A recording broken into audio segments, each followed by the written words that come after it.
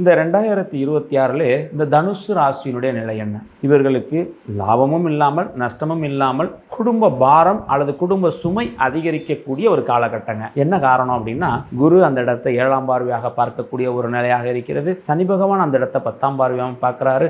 அதே சமயத்தில் கேதுவினுடைய பிடியில் அந்த தனுசு ராசி இருக்கக்கூடிய ஒரு நிலை இருக்கு. குழந்தைக்காக, தொழிலுக்காக, மனைவிக்காக, குடும்பத்துக்காக இப்படி ஓடக்கூடிய ஒரு நிலையை இந்த தனுசு ராசிக்காரர்களுக்கு இந்த நேரம் கொடுக்குங்க. இவர்கள் இந்த நேரத்தில் தன்னுடைய தொழிலில் ஏதாவது சேஞ்சஸ் பண்ணுறதுல ஒரு ஐடியா அதிகப்படியாக அவங்களுக்கு வந்துக்கிட்டே இருக்குங்க. அதே போல் இடம் சார்ந்த சிந்தனை, ஏன்னா இந்த தனுசு ராசிக்கு 2ஆம் வீட்டுக்கு அதிபதி 4ஆம் வீட்டில் போய் உட்காந்துருக்கிறார். அப்போ தனது வருமானத்தை கொண்டு ஒரு இடத்த வாங்கலாம், ஒரு வீட்டை வாங்கலாங்கிற சிந்தனை இவங்களுக்கு அதிகமாக போயிட்டு இருக்குங்க. இப்போ இந்த சனி பெயர்ச்சி அல்லது ராகு கேது பெயர்ச்சிக்கு அப்புறம் நீங்கள் எதிர்பார்க்குற மாதிரியான அந்த வீடு வசதி வாய்ப்புகளை பெறக்கூடிய ஒரு நிலையை கொடுத்து.